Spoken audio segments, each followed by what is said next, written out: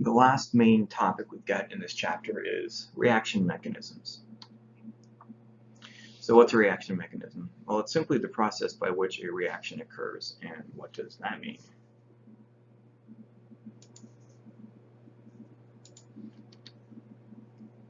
It means that most reactions that you've seen to this point are not actually how they occur on a molecular level. Even a simple looking reaction might actually be on the molecular level a multi-step process. Now these steps that represent an actual molecular level event are called elementary steps. And each elementary step involves a single and only a single reactive collision or event. Sometimes things hit, sometimes things just break apart. And the elementary steps, and usually we're talking about 2 to 4 of them, when added together give you the overall chemical equation, the process or the change that is actually observed. Now, so each one of these elementary steps is itself a chemical reaction. So each individual step also has a rate law that one can associate with it. And the observed rate law, that we observe overall, has to be a compilation or consistent with the totality of all of those rate laws for the elementary steps. And this is often how we determine, and if you know what the elementary steps are, you can actually determine what the overall reaction rate should be observed to be, or the rate law, I should say. And we're going to see how that plays out. All right, I think this is the last vocabulary slide, I promise. So what is an elementary step? So they are often described by what's called their molecularity, and that means just how many molecules or individual atoms are involved in that particular process. So if only one molecule is involved, so it's sort of breaking apart, it's called, surprisingly, unimolecular. And you can kind of see where this is going. If 2 molecules are involved, then it's called bimolecular. And if 3 molecules are involved, it's called termomolecular. Although these are rare because the odds of 3 bodies actually, in random motion, actually colliding in space are pretty slim. And again, the guiding light here is that the observed rate law typically depends on the rate of the slowest elementary step. This is called the rate limiting step or the rate determining step. And this is a very safe assumption, especially when the slowest one is a lot slower than all of the other ones. So I'm going to give you an example of a mechanism and see what we can do with it. So for example, nitrogen dioxide is known to decompose into nitrogen monoxide and molecular oxygen. Now this is an overall reaction. One might suppose that this is actually the product of 2 elementary steps.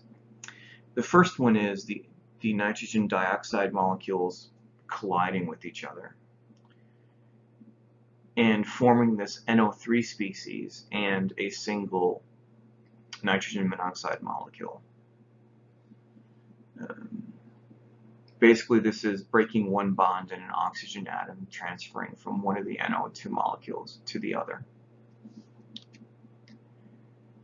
Now, NO3 is not something you've seen yet. There's a reason for that. It's not a particularly happy camper, and it could be proposed to break down into molecular oxygen, O2, and nitrogen monoxide, both of which are much happier campers than NO3. And that would be it. So let's add our elementary steps together. So again, if you are rusty with adding reactions, just add up all of the reactants on one side and then all the products on the other side. So our overall reaction, and hope that it adds up to, so your elementary steps had better add up to what your original overall reaction is. And in this case it does. So we've got 2 nitrogen dioxides giving us 2 nitrogen monoxides and the oxygen. Okay. Now I have made this NO3 species in red. And that's because it is a special thing. This is called an intermediate or a reactive intermediate species. So this is something that exists in the reaction process, but it's not an explicit reactant or product. So how does that work? Well, it's produced in an earlier step and then consumed in later steps, which means you don't see it. And people debated this for a long time because these species tend to be very reactive, very unstable, and they are very short-lived. And it wasn't until a couple decades ago, I think, starting in like maybe the late 90s, that people had actually experimental evidence of these reactive intermediate species in some reactions. So, and these two steps right here comprise the mechanism, or I should say the proposed mechanism for this reaction, because they're always proposed. If you do this for a while, you get some chemical intuitions as to what a reasonable reaction is and what is unreasonable. But again, that takes a little bit of time. So we just give you the proposed elementary steps. So here's our mechanism and the overall reaction. Now, here's the new thing, and you need to be very careful to make this distinction.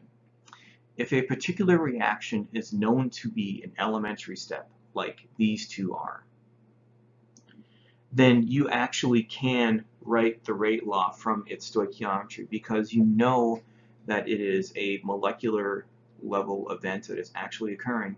And from the stoichiometry, you can kind of tell what the probability of that reaction is. So this is goes into some physics. And basically the idea is that if it's an elementary step, the coefficient of a particular species, of a particular reactant species, is its exponent in that rate law. So the rate law for step 1 can be written as just K1 times the concentration of NO2 squared. Don't forget, if you were to write this normally, this would say 2NO gives us NO3. So that's where that, if you're wondering where that came from.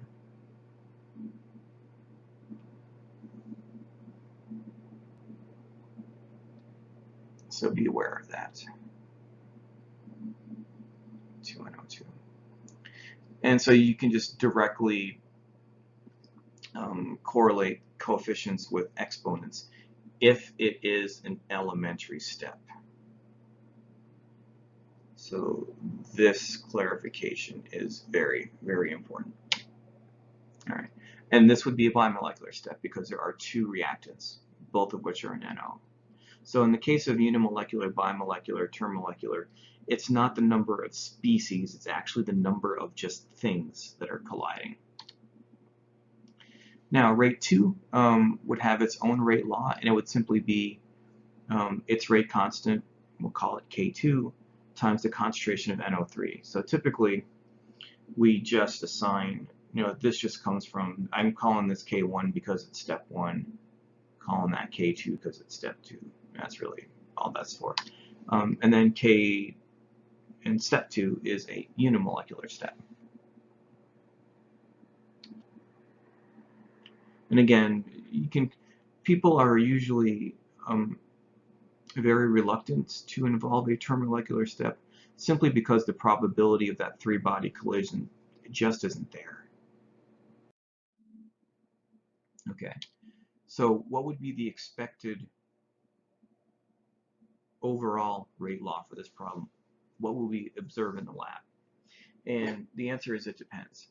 The overall rate law is going to be a combination of the rate laws for the individual steps. Now, the proper calculation, and it's not a simple sum or product, it's actually fairly complicated. The process can be made much, much easier when one of the reactions is a heck of a lot slower than the other ones. And if we propose that that is the case, then the prediction of the overall rate law actually pretty easy. So we're going to, and we don't know this, we are supposing this, that let's say if the first step is very slow, then the rule is that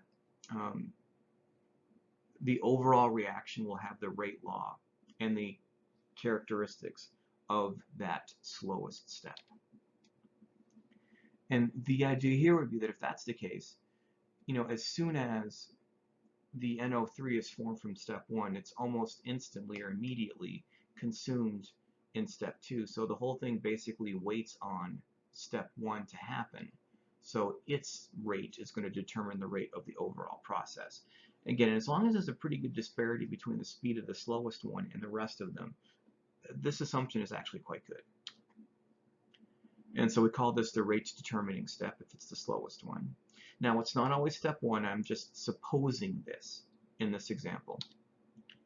And so we would say that the overall rate, or the observed rate, is going to be proportional, is going to map the rate law that you expect for that slow step, which is dependency on NO2 to the second power.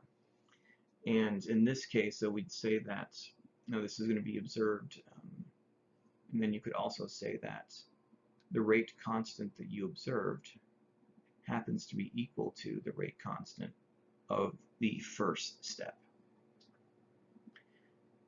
Now, if you did the experiment and observed a second order dependence on the concentration of NO2, then that would be an indication that your proposed mechanism, or this proposed mechanism, could in fact be correct.